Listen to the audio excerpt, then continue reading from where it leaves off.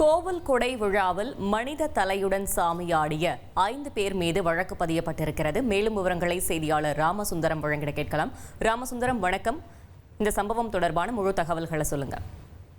நெல்லை மாவட்டம் வீரவநல்லூர் அடுத்த உப்பூர் கிராமத்தில் இருக்கக்கூடிய உய்காட்டு சுடலைமாட சுவாமி திருக்கோயில் கொடை விழா கடந்த 6ஆம் தேதி நடைபெற்றது. இந்த கொடை விழாவின் போது வழக்கமாக கோவில் சாமியாடிகள் இரவு 12 மணிக்கு நடைபெறக்கூடிய அந்த சாமக்கொடை விழாவின் போது சுடுகாட்டிற்கு சென்று அங்கிருந்து அந்த பூஜை நடத்தப்பட்டு அங்கிருந்து எரிந்த உடல்களை எடுத்து வருவது வழக்கம். அதே போல இந்த ஆண்டும் நடைபெற்ற அந்த விழாவின் போது தொடர்ந்து இந்த 12 மணிக்கு நடந்த சாமக்கொடையின் போது சாமியாடிகள் சுடுகாட்டிற்கு சென்று அங்கு உள்ள அந்த பூஜைகள் எல்லாம் முடித்துவிட்டு வரும்பொழுது எரிந்த மனித தலை, எரிந்த கை உள்ளிட்டவைகளை எடுத்து வந்ததாக சமூக வலைதளங்கள்ல வீடியோ ஒன்று வைரலானது.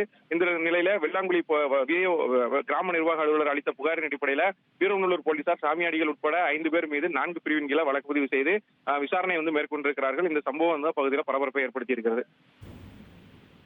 தகவல்களுக்கு நன்றி ராமசுந்தரம். செய்திகளை உடனுக்குடன் தெரிந்து கொள்ள உடனே சப்ஸ்கிரைப் பண்ணுங்க.